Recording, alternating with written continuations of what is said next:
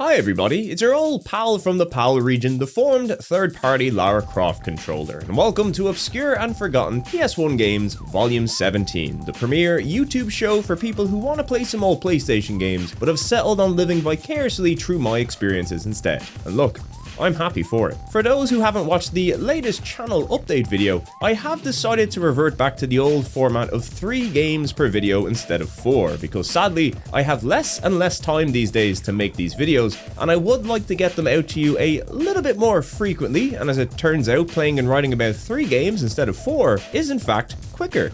Who'd have thought? As always, we'll be picking 3 games submitted by the lovely viewers of this show, although because we now have so many submissions and the wheel has become unreadable due to the number of games, I've had to throw all the picks into a random selector to give me a top 100 for each new volume, and that will at least make the wheel a little more readable. So if you don't see your game in the wheel, well, you've just been extra unlucky this volume, but don't worry, there is always next time. Anyway, that's all the boring admin stuff out of the way. Let's get on to the fun part. Are we gonna get some PAL exclusive trash or some sweet hidden gems to feast on? Well, the wheel is hungry, the wheel is primed, and you better believe the wheel will provide.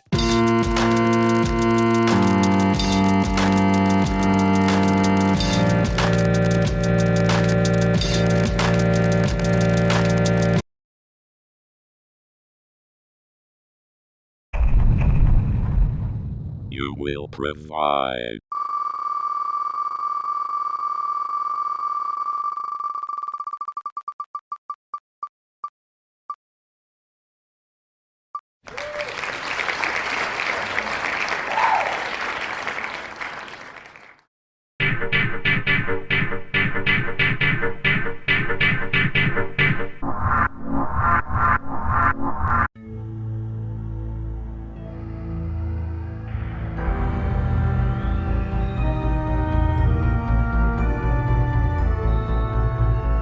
A sudden mission. That was Planet 220's search and rescue project. I have fought many battles and lost many of my men, but that was not all. The horror I saw was only a prelude to what was to happen later. I am Captain Nicola Michaud, the leader of UNF SCV Gallant VFA 29.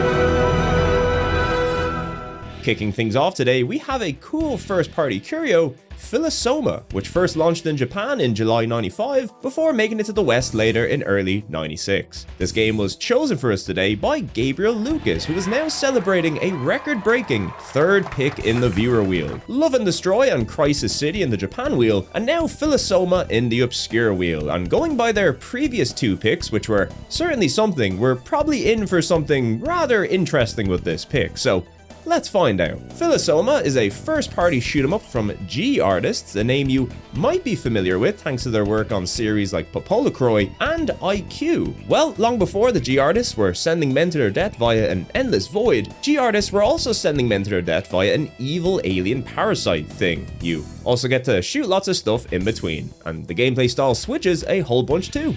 That's pretty cool. So, a little backstory. Philosoma was actually one of the very first games announced for the PlayStation back in the early pre-launch days, and while initially planned to be a 94 launch title for the PlayStation over in Japan, it experienced a rocky and rather prolonged dev cycle, which seen the game get pushed back to summer 95 in Japan and early 96 in the West, where it kinda launched to little or no fanfare, kind of just fading into obscurity until you heard Metal Jesus talk about it in a video one day, and you were like, whoa, what the fuck is that? And here it is, Philosoma in all its 60 FPS polygon and digitized sprite glory. What we have here is your standard top-down vertical scrolling space shooter until it suddenly becomes a horizontal scrolling shooter, a rail shooter, isometric shooter, this weird bit where it makes your sprite really big and it's awful. That's right, Philosoma is the variety shootable. It's a little bit of everything, with each of the game's 5 levels featuring a whole smorgasbord of gameplay styles to enjoy. This isn't the first game to do this, and it certainly won't be the last, but I can't recall any other shooter at the time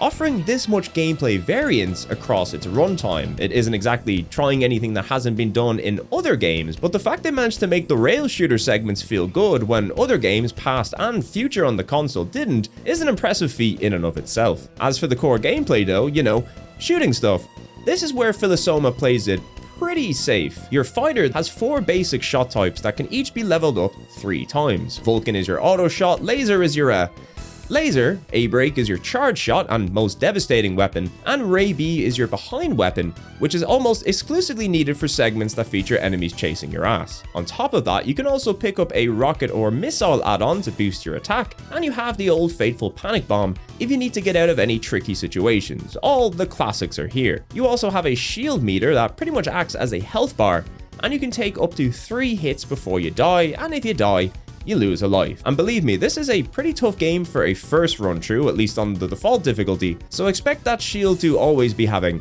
a bad time. You can get pickups to regen it, but there's always another bullet waiting just off screen to ruin your day. Luckily, you can gain a decent number of lives both via pickups, as well as the scoring bonus, which gives you an extra life for every 100,000 points scored, which is very much appreciated. As for the actual scoring system itself, I'm not even really sure if there is one outside of just shooting stuff. The game doesn't feature any score tallies at the end of levels, nor does it even feature a high score leaderboard, which is really quite strange for the genre. It does feature a movie section though, which might have something to do with it. But yeah, in spite of the experimental nature of the game's perspective shifting, the shooting gameplay behind it all, it's all just a little bland. It's competent, it plays well enough, it's just, you know, if you played enough shoot 'em ups. This one is undoubtedly pure middle of the road bang average when it comes to the sound and feel of your attacks. The visual impact, the variety of enemies, the variety of locales, the boss fights, attack options, scoring systems,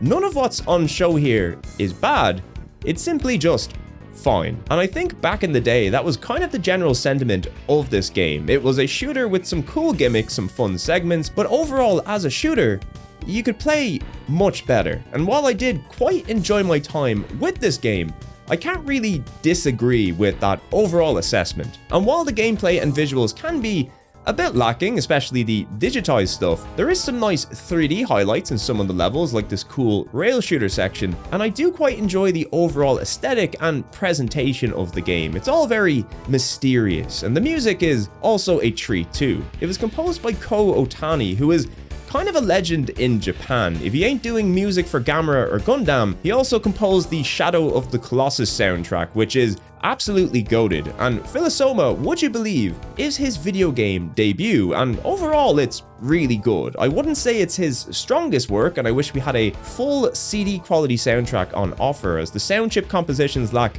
a bit of oomph and can often get a bit drowned out by the sound effects, but upon listening to some of these tracks back while not being distracted by rogue bullets and people chatting over the comms, the tunes here are pretty damn good.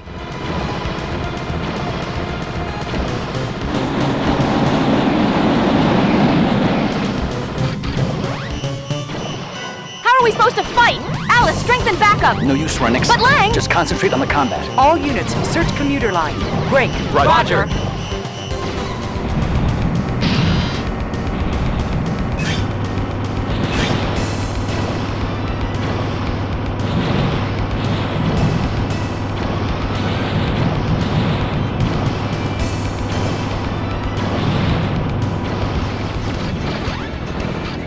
Alice, output data on 220. 220, mineral collectible plant, or Epsilon. Energy conversion, 100%. An anti-substance?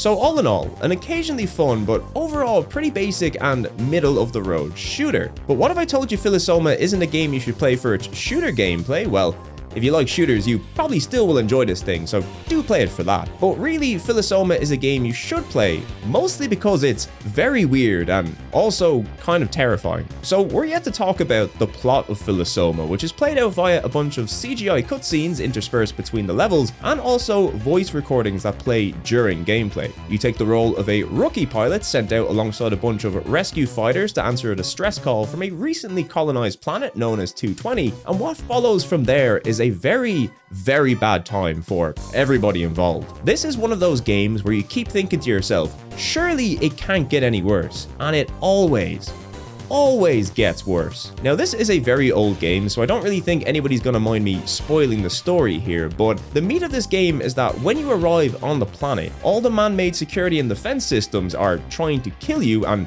they do kill a lot of you, and at this point, you're pretty much just trying not to die more than anything, but there's still tons of humans left to save on this planet, so you push in further, discover a whole bunch of parasitic aliens who can take over human technology, and then this just keeps getting worse and more people keep dying, until you eventually find the alien hive and discover all the survivors' signatures you were picking up were the skulls and brains being kept alive by the alien parasite so they could lure you in. And then when your commander gets eaten by the parasite queen, and then you enter it and eventually blow up the parasite to save your commander, it turns out this is what the parasite wanted you to do, and blowing it up allowed it to spread its seed and fertilize with the planet, dooming it entirely. And as you return back to your ship in shock, you realize the AI commander has been compromised by the parasite from the very beginning and was luring you into this trap all along. And as if things couldn't get any worse, a small parasite ends up on your ship as you return back to base,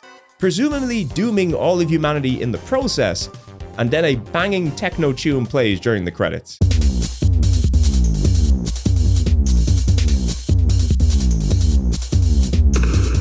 This has got to be one of the most grim and miserable endings to a video game I have ever seen. So many lives lost, so much effort expelled, and for what? You inadvertently destroyed a whole planet and also potentially doomed humanity in the process. This shit fucking rocks, and this was meant to be one of the first ever PlayStation games. Imagine the scarring this would have done to generations had it been a bit bigger. This is like the weird Aphex Twin video you'd see on your TV at night if you stayed up too late, but in shooter form, and this is what makes me like this game. I have played many better shooters in the past that I'll probably forget about years down the road, because let's be fair, there are a lot of shooters, but I promise you, Philosoma is one I'll be remembering forever. Its gameplay ain't gonna wow any shooter newcomers or vets out there, but the perspective switches and extreme amount of CGI deaths will probably make it a fun and memorable playthrough all the same. And if you're thinking to yourself that was a pretty crazy cliffhanger to leave this game on,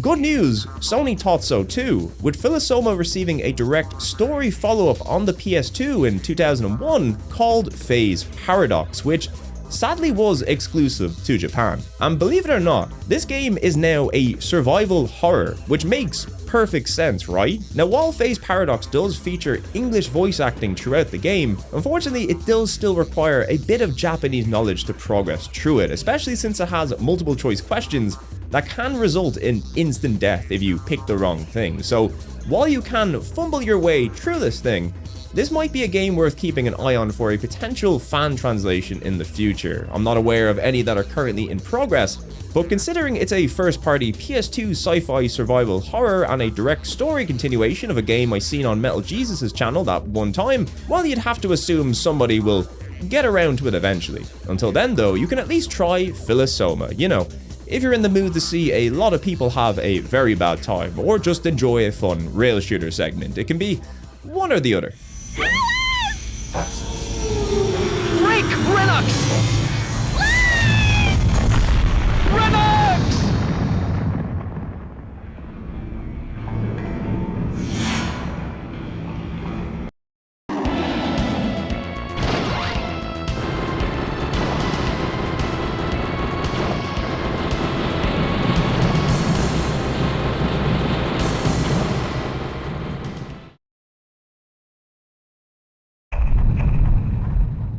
You will provide.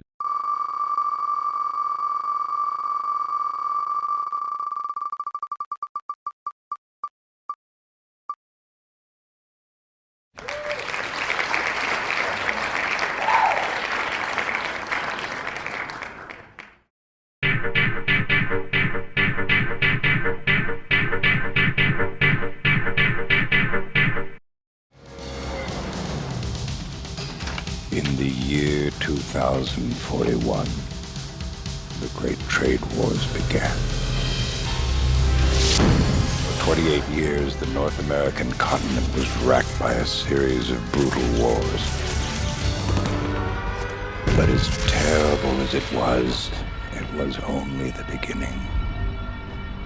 For light years away in the cold abyss of space, another enemy was gathering its forces.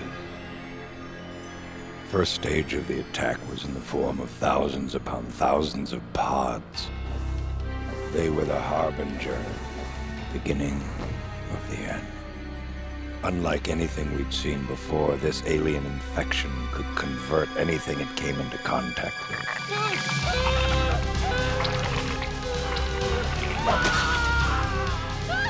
The pods converted everything into mindless machines.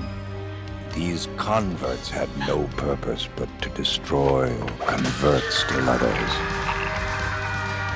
And there was nothing we could do. What little defense we had was crushed almost overnight. The few remaining scientists, like myself, were brought together to attempt to learn what the pod's weaknesses might be. Dr. Bowen, Yes. it's in the tube. It's unopened. Yes, it appears to be a malfunction. Of all the pods that had rained down on our world, it was the only one that hadn't opened. I've never seen anything like it before. It's seemingly organic. If we could just find a weakness. Let's begin with an in vivo crystallization. I'll alert Dr. Cortez. Fine, thank you. Miranda. She was my only daughter and all I had left in a dying world. I thought she would be safe with me. Dad, why do they have to use mice for the experiments? And yet, I had sealed both our fates by bringing her to that dangerous place. I love you.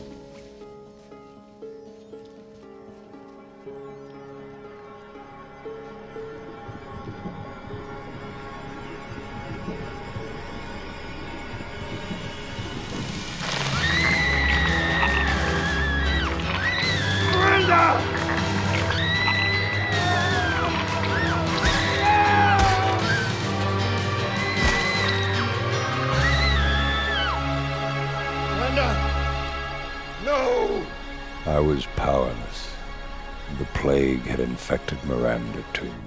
Next up, we have the B-movie charms of Steel Harbinger, a console exclusive that made it to North America in October 96 before seeing a PAL release in December of the same year. This is also a game I first discovered via a Metal Jesus video, and oddly enough, it was the exact same video that featured Philosoma. I swear this is just a coincidence, but hey, all credit to Metal Jesus. They don't call him the king of hidden gems for nothing. This game was chosen for the wheel by Thomas Stone, and now two-time winner and longtime fan of the show, Doma. Doma previously picked the Raven project, which was an experience, and a harrowing experience at that, and you should have seen the face I made while playing Steel Harbinger, and in one of the cutscenes, the words "The Raven Project" appeared in the background. The mystery continues, Doma. What do you know that we don't? The answer is most likely that the company responsible for the Raven Project's incredibly camp and silly cutscenes are also the same company responsible for Steel Harbinger's incredibly camp, silly, and also violent cutscenes, which I'm sure every time they appear on screen bring you the same amount of joy that they brought me. But believe it or not, there's also a video game in here too, and we should talk about that. So let's see what Steel Harbinger is all about. First things first, this game comes from Mindscape, who have been responsible for publishing a pretty large amount of games of varying degrees of quality from the mid-80s onwards, and they even developed a few games too, the standout for me being the original Lego Island on PC, which, if you were a kid in the 90s and dreamed of being a cool pizza delivery driver, this was about as good as video games got. Their PS1 output, however, was a bit more mixed. They had a weird racing game called Cyberspeed, where you were connected to a rail and rotated around a tunnel-shaped track. After that, they made another weird tunnel-centric racing game called Starwinder, the ultimate space race. And I don't know about you guys, but I don't think this is the ultimate space race. Everybody knows the ultimate space race is in fact Looney Tunes Space Race, but all credit to Starwinder, it is at least a little bit better than Miracle Space Race, so it's got that going for it. Also, it's full of funny cutscenes, so maybe it's not all bad. on our roads just keeps on coming. Mindscaper also responsible for the two Warhammer RTS games on the console, Shadow of the Horned Rat and its follow-up Dark Omen, both of which are what you'd expect from a PS1 RTS game, which is to say you should probably play the PC originals when given the choice, but Dark Omen is at least pretty decent by PS1 RTS standards, so if you're curious enough to check them out, that's the one I'd recommend. Anyway, nestled in between all these real-time strategy games and tunnel racers, we have Steel Harbinger, Mindscape's take on a story-driven, FMV-heavy, multi-directional shooter. The best way I could describe this game is that it's kind of like Zombies Ate My Neighbors, but if you removed all the kid-friendly LucasArts charm, made it single-player only, and turned it into a gritty alien invasion meets species B-movie kind of thing. The story here is actually pretty interesting. Basically, in the early 2010s, the United States is at war with both Canada and Mexico due to a tariff and trade war that was escalated by the United States.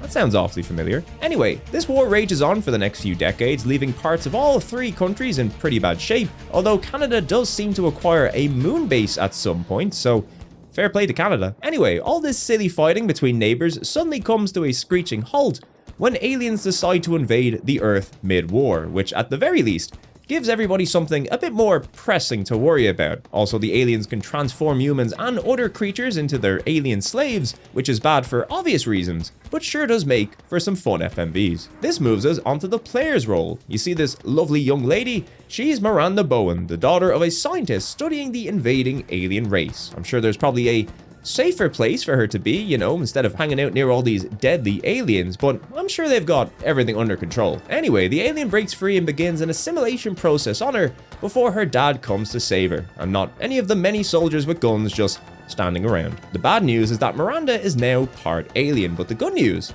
is that she's now part alien, which means she has all the strengths of an alien soldier, but doesn't feel the need to murder us on sight, which is always a good thing. This of course means Miranda is now our only hope of defeating the alien race as she travels across the United States with her whole ass out, blowing up dogs with machine guns on their backs. Needless to say, story-wise, 10 out of 10.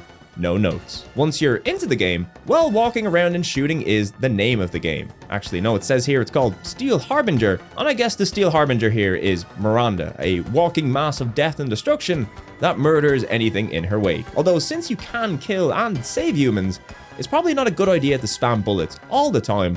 Not like that stopped me. Also, you can eat body parts, but more on that later. The aim of each level is to essentially activate a satellite defense grid, which will prevent the area being bombarded by more aliens and death lasers. To do this, you need to find the satellite command module in each level, and since each level is quite large, this can sometimes take a little while to do. Not only that, each level usually requires you to find a series of key cards and passes to not only activate the satellites, but also to gain access to the satellites, or the switch that gives you access to the satellites, or the switch that gives you access to the switch for the satellites, and so on and so forth. Long story short, you're going to be item hunting quite a bit. This game is essentially one big item hunt on a giant map, but you're also constantly swarmed by aliens and humans being chased by other aliens. This is why the game reminded me a bit of Zombies Ate My Neighbors. You essentially go around blasting enemies and saving humans in the usual top-down shooter style. Also, both games have big sandworms, and who doesn't love a sandworm? Sadly, like most early shooters of this style on the platform, twin stick controls are not a thing, so aiming isn't as easy as you'd like, and this is made even harder by the game lacking a strafe function, which really should have been in here. But either way, I eventually got used to walking around and shooting, and more often than not using the shoulder buttons to lock me in place like a turret, and aim freely, which I found to be the most effective way of killing enemies, since if you can shoot them as soon as they appear on screen, they don't have much of a chance to fire back. And speaking of appearing on screen, you can zoom in and out to give yourself a better view of the map, or Miranda, if you like. Although, considering the style of game, you're probably best playing this thing at maximum zoom, unless you want to be lost all the time or shot off screen. The HUD up top shows things like your health, ammo, a little map of the area, your current keys, and your equipped weapons, of which there are quite a lot, ranging from human weaponry to cooler, more powerful alien weaponry. This red gun in particular will be your workhorse throughout the game, since it's powerful and enemies always drop ammo for it. You'll also get to use some more explosive weapons for more situational enemies, but when in doubt, just blast things with your big red gun and you're good to go. Next up, you might as well look at these items next to your map, because these are quite important too. That little blue thing there that looks like a health pack, these are in fact save credits, a pretty rare item found in levels that allows you to travel back to your scientist father who is hiding out in the Arctic, and once there you can both save and heal fully, but every time you return, it costs one of those save credits. Now luckily, if you're just playing the game normally, you're unlikely to run out of them, but if you didn't know what these things were, you can very easily run through a lot of them accidentally. Just below these though is an even more important item: cash. You might wonder what a half alien, half human killing machine needs with cash, and the answer is to visit other levels. Yes, even if you complete all the objectives in a mission, you also need to find a teleporter and then pay a cash fee at the teleporter to visit the next level. Luckily, this is a one and done fee per teleporter, but I'll be honest with you, most of the time you pretty much need to scour the entire level to even find enough cash to pay for the ever increasing teleportation fees. So most of the time, even if you do find the various keycards and other bits and bobs within a level needed to progress, you're still going to have to search around a little more looking for cash if you actually want to leave. This more or less meant that of the 9 levels included in this game, I ended up walking around every single part of each map just to make sure I had everything I needed, and assuming you don't get lost, which you probably will, this meant levels could take anywhere from 30 to 50 minutes on average, and most of it was just walking and shooting, and also remembering where health pickups were for later, in case you lost a lot of health very rapidly for some reason. Yeah, so health pickups are kind of important in this game, and rationing them wisely is the key to success I found, but your main way of recovering health in Steel Harbinger is by eating the body parts of your fallen foes, or even allies. It doesn't matter if they're human, dogs, aliens, bugs, robots, it's all fair game. Now the health recovery from these is minuscule, but if you create enough body parts, and believe me, you will, eventually it all starts adding up. I think overall, the gameplay here is fun enough in that mindless, multi-directional shooter sort of way, but I felt the various levels were just a bit too big and relied a little too much on walking back and forth in the hopes of finding tiny little items with a map that frankly is just little to no help. I'd say at least almost half my playtime in this game was just walking around looking for stuff. It is at least nice that enemies don't respawn, so you can at least catch a breather from the onslaught earlier in the level, but it still certainly can be a bit of a slog. Now don't get me wrong, there are still a few standout sections like Omaha and its twisters, the sandworms of San Diego, and the various vehicle sections which control like gas, but at least they were a nice change of pace. And there's even this weird destructo disc you can go around on, and it is way too fast. But when this game is tedious, it is very tedious. The Cape Canaveral level, where you have to just walk back and forth across the map like 6 or 7 times opening various gates, is really one of the most obvious examples of padding I have ever seen in a game, or any of the game's thankfully very limited platforming sections, which let's just say are not Steel Harbinger's strong point. It could just be my own personal taste, but I feel I would have enjoyed this game a lot more if it featured a larger number of levels, but with smaller maps. I hate to bring it back to Zombies Ate My Neighbors again, but that game had a lot of variety and levels, but could also be enjoyed in shorter bursts. With this game, most of the levels are going to take about a half hour or more, and a lot of that will just be you wandering around open levels looking for tiny items or saving humans. And oh yeah, speaking of humans, I don't actually know what saving humans does. I mean, humans getting saved or dying does seem to affect this meter under your health bar, with it turning green the more you save or red the more that get killed, but nowhere during gameplay or during the story did this seem to have a noticeable effect on anything, sadly. There doesn't seem to be a guide or manual for this game online, but I'm sure somebody in the comments will let me know what the purpose of humans is in this game, other than, you know, eating their body parts for tasty HP, which in this case stands for human points. In the end, once you've set up all the satellites in the available locations, you can then head off to the last boss, or if you've saved up enough cash, which I inadvertently did, you can then take the secret teleporter to the Canadian moon base to get the game's ultimate weapon, a sort of disco ball laser with only 2 rounds of ammunition.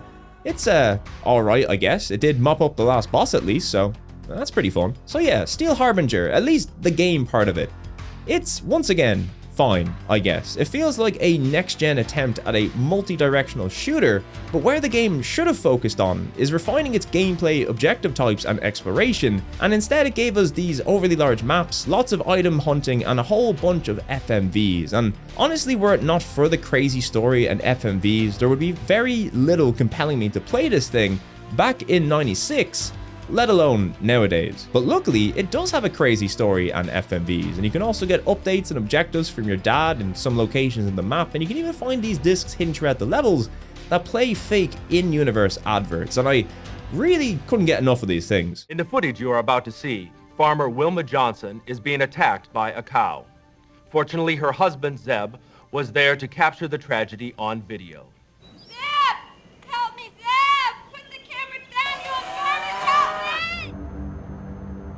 In these hard times, isn't it nice to know that you have a friend to turn to?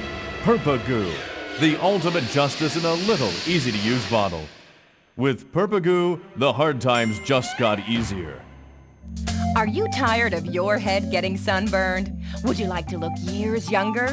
Try headworms. Scientists at the Nematode Institute have discovered a revolutionary treatment to reverse the balding process. These genetically engineered worms will burrow into your head with very little pain. And in less than 24 hours, you can have a full head of worms and look 20 years younger.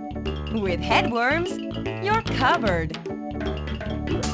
Sadly though, even the cutscenes and adverts begin to run dry throughout the game, and you will unfortunately see a lot of repeats, especially towards the end. And considering how much effort was put into the opening of this game, the ending is literally a 10-second CGI cutscene that feels like a rushed afterthought. But even still, I can't deny the FMV stuff that is here is some of my favorite of this era and a definite highlight of the game. And while the in-game visuals sure aren't gonna light the world on fire, it does hit a stable 30 FPS most of the time, and there are some nice aspects to the presentation here. I especially love the menus where you get to navigate these fleshy alien screens with Miranda's hand, which is a lovely touch, I thought. Also, I did quite enjoy the music and sound effects featured throughout the game. It goes for a cinematic sci-fi apocalyptic vibe, and look, considering how long these levels can be, I think it's a credit to the composer that I never once got sick of the music in this game. It's some good stuff.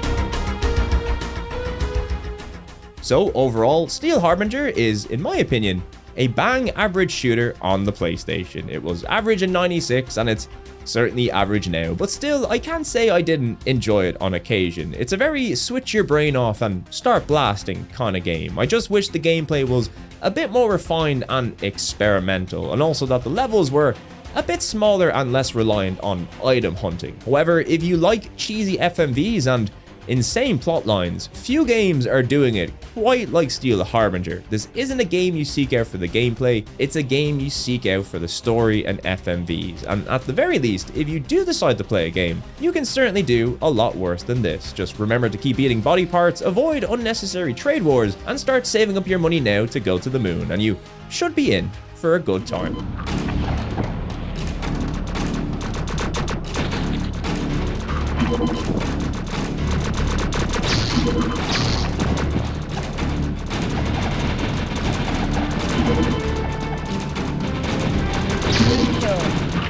Human saved. Human saved.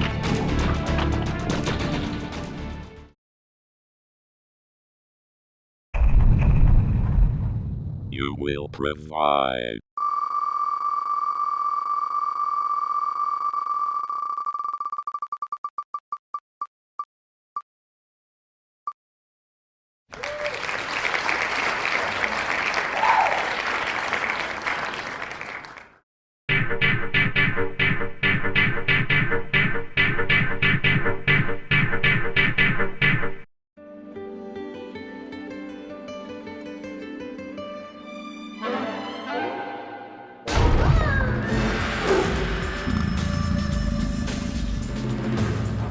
And last but certainly not least, we have Taifu Wrath of the Tiger, which made its way to the PlayStation exclusively in the West in March of 1999. This game was chosen for us today by this Connor guy, and this guy Connor has picked a fun little nostalgic blast from my past, which is to say I rented it one weekend as a kid, and I remember really enjoying it. But more importantly, adult me really likes talking about DreamWorks Interactive games, of which this is one. DreamWorks Interactive were of course mostly known for their pioneering Medal of Honor series of first-person shooters, as well as their game tie-ins for movies like The Lost World Jurassic Park, which is really hard for some reason, and also Small Soldiers, which is like a third-person Quake and has one of the best soundtracks ever.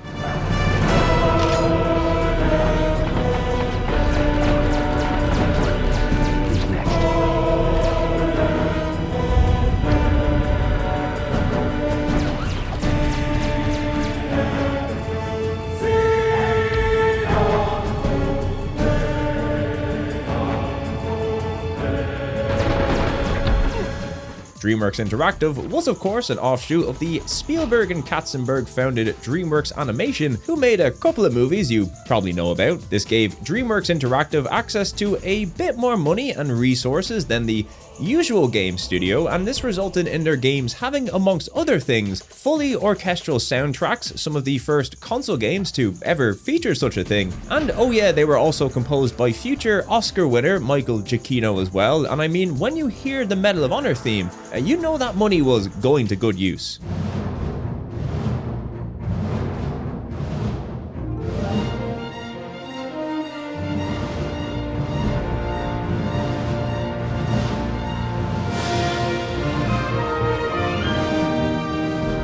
Anyway, in between licensed movie tie-ins, World War II shooters, and also that hand game, we got an original IP exclusive to the PlayStation, and that's Kung Fu Panda. I mean, Taifu Wrath of the Tiger, a game that has a very similar plot to DreamWorks' very own Kung Fu Panda, and while not 100% confirmed, is widely considered to be the inspiration behind Kung Fu Panda, which is pretty cool. And while the game may not have Jack Black as a panda, it does have John DiMaggio as a really cool tiger, and you also get to talk to a panda at one point, so it's basically the same. Anyway, let's get into Taifu and see if it still manages to put the FU back into Kung Fu all these years later. What we have here is a 3D action platformer that feels like a cross between a side-scrolling beat-em-up and a traditional 3D platformer, which is to say combat encounters feature snappy, combo-heavy hand-to-hand combat interspersed with some occasional bits of platforming and the odd puzzle section. The game features a dynamic camera that moves with the action, and the general flow of each level is to move from one section to the next, picking up coins and navigating the environments until you reach a combat encounter, beat up a bunch of dudes, and then continue forward throughout the level,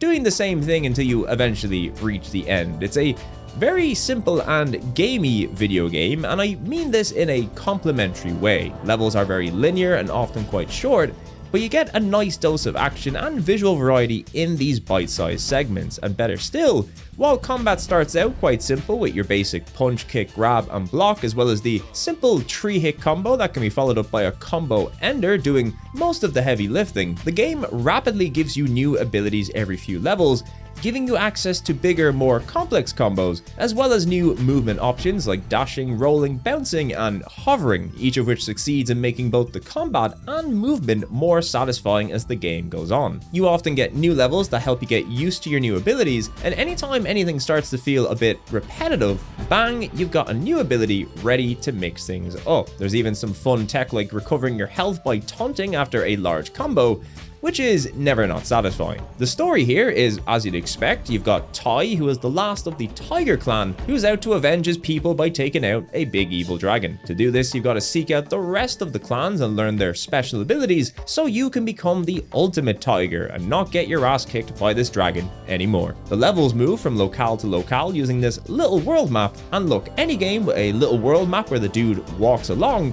you love to see it. And as for the levels themselves, there's a nice variety of locations on offer, and there's the usual pickups like health, lives, and coins, which if you collect 100, give you an extra life. But in terms of checklists or things to watch out for, There's nothing really here other than the odd secret area, which will once again give you health, lives, or coins, and there's also chi energy, which you will unlock from a friendly mantis at some point, and this lets you activate a powerful AoE attack and eventually also a projectile attack as well. Chi can be refilled by doing combos or collecting pickups, but you can also find these elemental pickups as well that could augment and buff your chi, and you should be using these as much as possible because not only are they very powerful, but they look cool too. As is tradition, there's also a bunch of bosses you'll come across in-game, some of which are definite highlights, each offering up new gimmicks to differentiate themselves from the last. I especially like the Leopard Princess boss fight that plays in the style of a 2D fighter. It's just a shame the game doesn't feature a dedicated fighting game mode, or any two-player support for that matter. It kind of feels like a missed opportunity. Overall, things are sounding pretty sweet for Taifu right about now, but sadly it's not a game without its problems, most of which, for me at least, come down to how janky this game can often feel. Everything from the combat to the exploration to the platforming just feels like it's lacking a little bit of polish. Combat is fun and frenetic, but it's also a little bit loose. Like, the sound effects and visual impact is on point, but oftentimes it can kind of just feel like you're swarming and flailing at the enemy until they die, kind of like Akuji the Heartless. Look at him go. Navigation and platforming is also a little loosey-goosey. Sometimes it's not always clear which platforms you should be trying to climb or walk on, and even in places where I should be walking, you can oftentimes get interactions and glitchy moments that just feel a bit off. I believe this game is meant to be running off a retooled version of the engine used for The Lost World, and that might explain some of the game's awkwardness and somewhat lackluster visuals for a 99 release. But while the issues are certainly something you'll notice during a playthrough, I think the gameplay still manages to shine through in spite of some instances of a lack of polish, with the experience generally getting better and better as you progress through the game, with the levels getting longer and more complex and the combat encounters really beginning to escalate in danger. Really, the game only reaches its peak during its final level, when you have access to your dragon, Tiger Punch, which does silly damage and is a blast to use. Luckily, once you beat the game, you can revisit any level you like with all your abilities, which we love to see. As for the presentation, as I mentioned previously, I find the visuals a little lackluster overall. They're quite basic and often a little jittery, and don't really give the cutscenes the full gravitas they deserve. Personally, I would have liked to see some CGI cutscenes or something else in here, but nope, everything is done in engine. Maybe I expect a little bit more from both a DreamWorks and 99 era PlayStation game, but once again, the fact the game is running on an engine for a game made in 97 might explain some of those issues. Although, that being said, while the visuals don't blow me away, there is a lot to like here. I love the character designs, Tai especially. His head is almost like a snake kinda, but it's also a tiger. I don't know, whatever this is, that's a cool guy right there. There's a lot of visual variety and color on display across the game's 25 levels, with a lot of unique locations too. I think they do make the most of the setting and really do sell you on the whole animal martial arts fantasy, something that is further bolstered by the music and sound design. The voice acting here is very good by PS1 standards, which is no surprise when you look at the list of talent. I mean, they've got Skeletor and the Crypt Keeper in this game. What a combo. I am out of gas. Tai, you are one bad pussy. Thank you, Monkey Master. I must agree. And modest, too. Well, it would seem I'll have to reevaluate the talent of my gods. I mean no disrespect in coming here, Leopard Master. I seek information about our kind. Maybe you have not noticed, strange tiger, but we do not exactly wear the same coat. The Mantis told me I should Mantis? Is that old peddler selling visions again? Who are you? You may call me Master Taifu. You know my name? Do you know what this place is? The abandoned Tiger Temple ruins. Fallen, but not abandoned. Long ago, a great battle was waged here during the last days of the siege. Blood of the noble White Tiger clan stains these very stones. And now they're all gone? Long gone. And of course, it wouldn't be a DreamWorks PS1 game without Michael Giacchino, although sadly I believe this is the only one of his PS1 game soundtracks to not feature an orchestral score, which is quite the shame, but it's not all bad because what we did get is an almost Wu-Tang-esque soundtrack featuring lots of hip-hop and classic kung fu movie influence, which is not what I'd usually expect from Giacchino, but hey, the man's got range. I wouldn't consider this up there with his works on the likes of Medal of Honor or Small Soldiers, but there's no denying the music is one of the definite highlights of Taifu. It's catchy, it suits the vibe perfectly, and look, as I said before, if you've got Giacchino doing the music, you're gonna get your money's worth.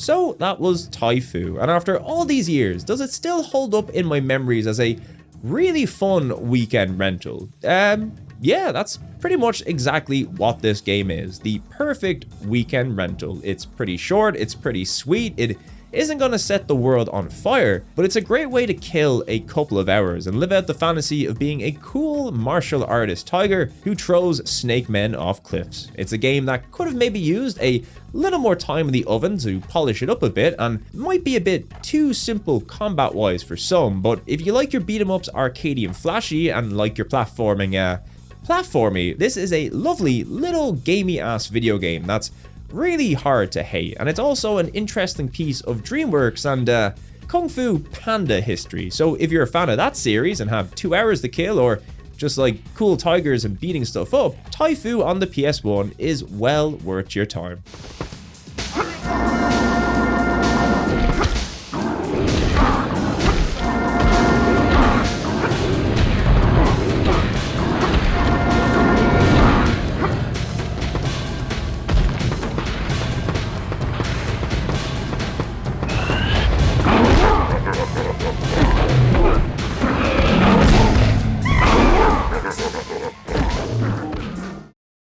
Well, there you go. That was a look at 3 more games from the very vast PlayStation library, and I think we got some pretty interesting ones this time around. We got to check out one of the very first-party titles, and also one of the scariest games Sony has ever put out, a game where you walk around as a half-alien, half-human hybrid with a ass out, and also get to jump gaps in a big truck, presumably also with your ass out. And finally, we got to beat up a whole bunch of snake men with a cool tiger that really puts the FU back into Kung Fu. A fun little selection, I think you'll agree. But we ain't here for fun, we're here for serious hardcore gamer critiques, and that's what this very, very important arbitrary ranking system is all about. Are any of today's games must-plays, worth trying if you like the look of them, maybe just kinda meh, or were they absolute trash and not worth your time? Well, today's selection sees Steel Harbinger making it into meh tier, and Philosoma and Taifu making it into tri tier. When it comes to Steel Harbinger, as I said before, this was a pretty average game for 96, and by today's standards, even more so. It's overly long, filled with unnecessary padding, the gameplay and controls lack some pretty common features for the genre, and it just doesn't offer anything new that hasn't been done better in many other games, not just from this gen, but from gens prior as well. It's kind of a prime example of the early days of the 5th gen, where developers were effectively making upgraded versions of 16-bit games, but instead of impressing with graphics or gameplay innovation, they often tried to wow people with CGI or FMV cutscenes, which, don't get me wrong, never fail to get a pop out of me, and for this game especially, it's like the #1 reason to play this thing. But sadly, some fun FMVs and a cheesy story just don't make up for the mid gameplay on offer. Don't get me wrong, there is some fun to be had with Steel Harbinger. I'd just rather play Loaded or Zombies Ate My Neighbors if I wanted my multi-directional blasting fix. As for Philosoma, many of the issues and complaints I have for Steel Harbinger also apply here. What we have is effectively a very basic space shooter that relies mostly on gimmicks to wow the player, instead of doing anything revolutionary or exciting in the gameplay department. Combine that with some lackluster in-game visuals and some less than impactful sound design, and while the three things I'd normally play a shooter for, you know, the gameplay, visuals, and music, well, they're easily eclipsed by most other games in the genre. That being said though, the reason this game makes it into tri-tier is that there's very few actual issues with the gameplay. It's a very competently made video game, and in many ways its biggest crime is that it's a fine little shooter in a sea of excellent shooters. But similar to Steel Harbinger, this game's CGI cutscenes, its story, and the way that it's told are absolutely the highlight of this game, and truthfully not many games have had such an impactful way of telling a story this legitimately dark and grim in such a compact and effective way. Like, I was really not expecting this game to take the turn it did story-wise by the end, and honestly, considering the game can be beaten in under an hour, I think it's actually a worthwhile experience just for the story alone, because it's legitimately one of the scariest things I've seen in a video game and puts most horror games to shame. So if that sounds like your bag, well, you should definitely give it a try at least. And finally, last but not least, Taifu Wrath of the Tiger. Undoubtedly the best of the three games on offer today, but also very much an old school PlayStation game. It kind of marries the best parts of a classic arcadey beat 'em up with the simplicity of an early era 3D platformer. There's an air of jankiness that underlies the whole experience, and I personally think the game would have benefited from a bit more polish and time in the oven, but I think a lot of this game is really quite enjoyable and appeals to the old school gamer in me, the one that just likes mashing buttons, jumping over chasms, cool boss fights, short linear levels, a banging Michael Giacchino soundtrack, and animal mascots with attitude, who are ideally voiced by John DiMaggio. As I said before, it's not a game that's gonna light the world on fire, but it's a very enjoyable, breezy 2 hours of animal kung fu action that not only successfully puts the FU back in kung fu, but it puts the FU into fun too. And hey, we love to see it. So that's it for today's games. I'd like to give a huge congrats to the wheels chosen this episode, so give it up to Gabriel Lucas for Philosoma, Doma and Thomas Stone for Steel Harbinger, and this Connor guy for Taifu Wrath of the Tiger. Appreciate your suggestions as always, and I sure do hope you enjoyed the video. I also have to give a very special shout out to my lovely Patreon supporters who continue to fund my insatiable crisp habit, including fine folks like AC502, Alan Castellan, Alias McDowell, Bleeding Card, Bloody Cassie, Callow Mellow, Clumbums, Danny, Dave Nolan, Disc Kun, the mascot for the Famicom Disk System, Doma, Etchy Gamer, Fergal O'Hagan, Fragile Traveler, Gigazol, Globe99, Ice Light, Jared Bynum, Johnbo81, Karurun, Kyle Winter, Life Sword, Mr. Papala, Moomin Biscuit, Trans Rights Are Human Rights, Mr. The Joshmon, Ms. Cat, My Pal Robot, Nathan McMullen, Nick Norman, Richard Kramer, SN Kierstead, Cyeno, Sean Slater, Spectre117, The Friendly Chocoball Bird, Kioro-chan, Tolkoto, Will Savoy, and Zark, who have all subscribed at the Fan++ tier. And last but not least, I'd like to give a big thank you to you at home or wherever you are for watching this video. I sure do hope you enjoyed it. I'll be back in the not too distant future with some more PS1 goodness, but until next time, look after yourselves, be good to one another, and I'll talk to you again real soon. See ya!